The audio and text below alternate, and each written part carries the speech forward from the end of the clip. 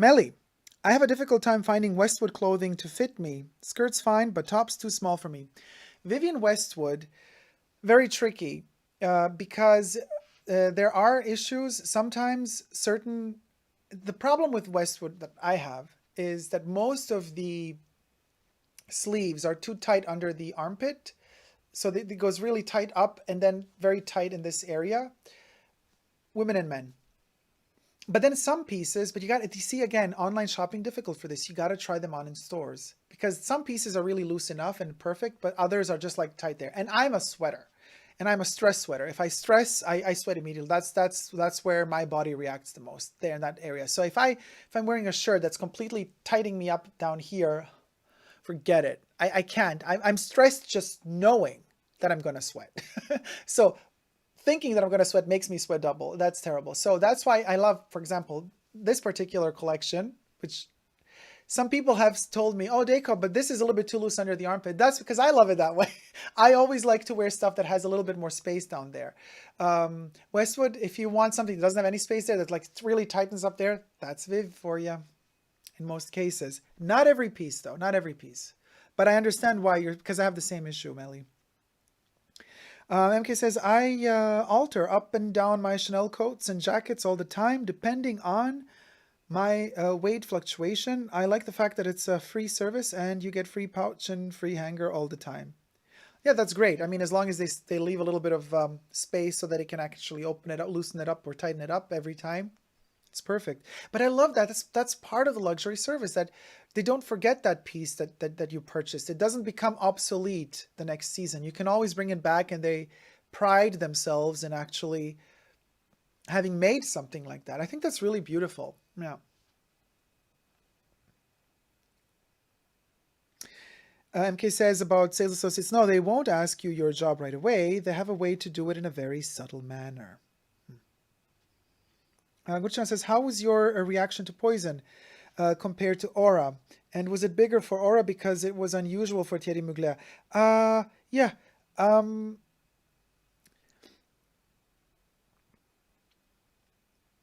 I mean, I made this crazy review for Aura, and but it wasn't. No, Poison is light years away ahead of Aura still. Aura is it made me dream in a wonderful way, but it made me dreams. It made me dream dreams that I could dream up. Poison delivered new dreams to me. That's the difference. Has the third Louis Vuitton increase been applied? I got my on-the-go just before lockdown at the end of March, and I see it's already gone up. Are they increasing again? I don't know. Maybe they are. Some people say they are. Cancer25, are you a fan of Yves Saint Laurent's M7 Dacob and from the Tom Ford era? Yes, from the original formulation. I actually am treasuring my.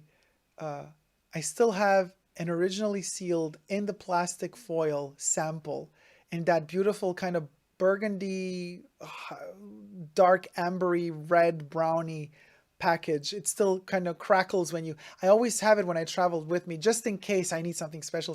It's still sealed because it's the first sample. And I always take it with me when I travel. So yeah, M7, good memories. Good memories.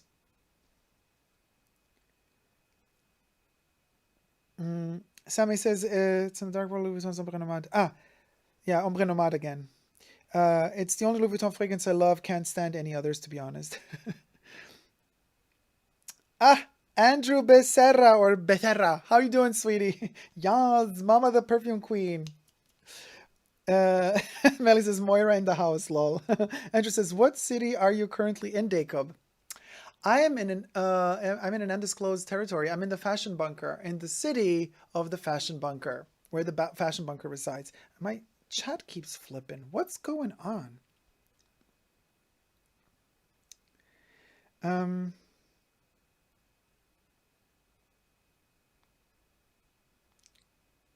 Emmy is a child.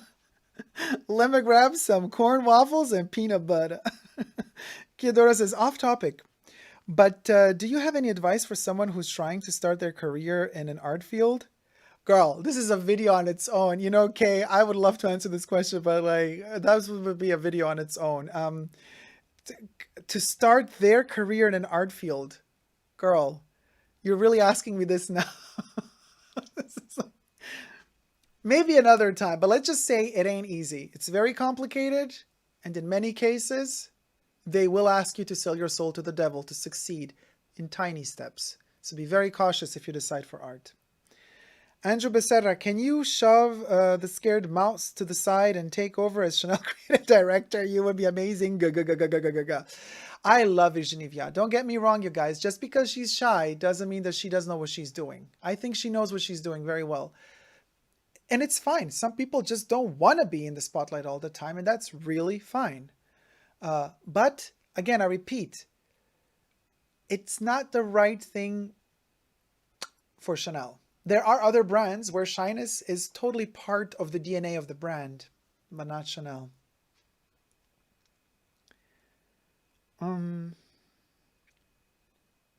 Sammy says, I really wanted the Burberry Maxi Trench, but it's part of the runway collection. Do you think they'll make more? It sold fast. Are you talking about the collaboration with Vivienne Westwood and Riccardo Tisci? Or what are we talking about here? Oh, Verderu says, I love that brooch. Thank you so much. Now this is, okay, so this is inspired by one of my favorite Chanel collections by Karl Lagerfeld, 1992, fall winter. The same type of asymmetry and like two Maltese crosses mixed together was produced, which again recalls another type of brooch that was made during Coco's life in the 60s. And this one came out 2017. So it really, somebody who designed this really knew what they were going for and where they were taking hints and inspiration from. So this is a quintessential further development with small steps and nuancing, fine-tuning to the times, a classic Chanel piece. You see, this is what very few people know. When I first did the unboxing of this one, a lot of people said, Dacob, it's so ugly. The metal isn't polished. I'm like, yeah, they hammer these things. It's a Byzantine brooch. It has a rudimental type of manufacturing that goes in it.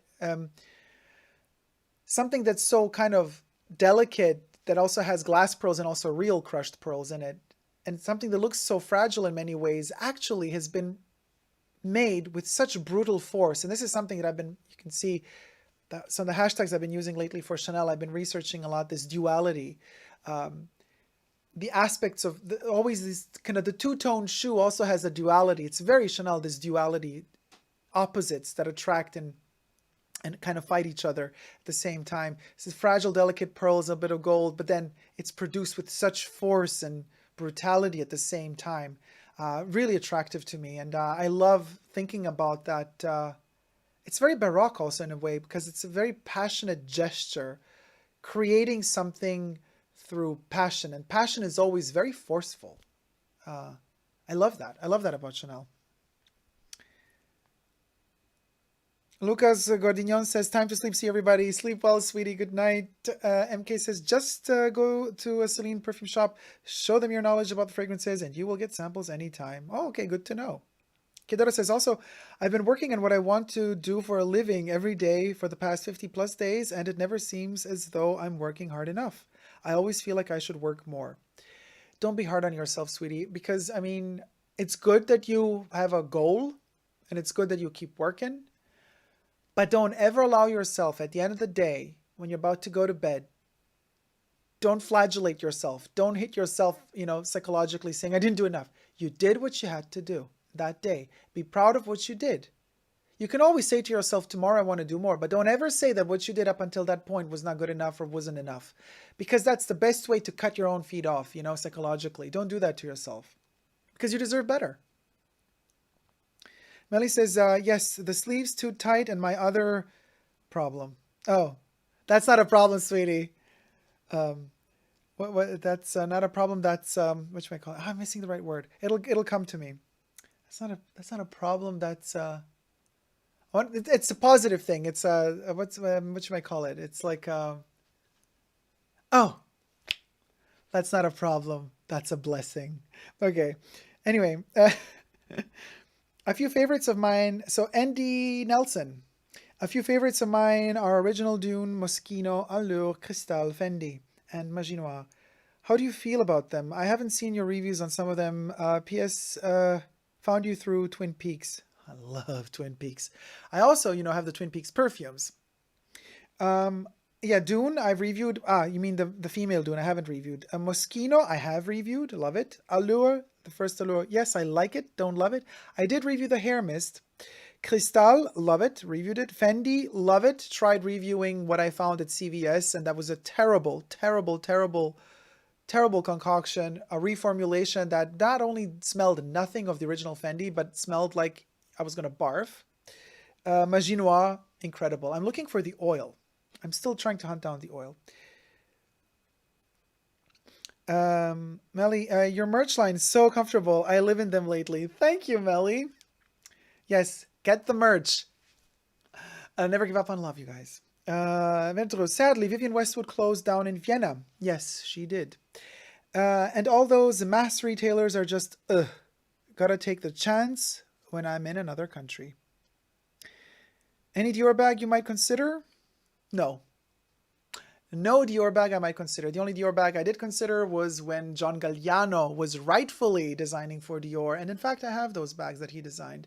You could check, I've done reviews of those bags way before the saddle bag was back in, you guys. I told all of you when I did my video, I said, guys, get it because it's coming back. This was even before Maria Curie was, whatever her name is, at Dior saddlebag. And then like she brought it back and now it's like her thing. It ain't her thing. It's John Galliano's thing. And I think it's disgraceful that they're not giving him the right mention that his bag for Dior is back again. But I do love the saddle bag in its original form, which I do own, in beautiful black leather. And I love his denim. It's like an elongated version of a Kelly / Birkin, but made like a piece of in denim. It looks like it's cut like jeans. It's so preppy, so Dior, funny, playful, very Galliano. Love that bag too. So those are my two Dior bags that I really, really love.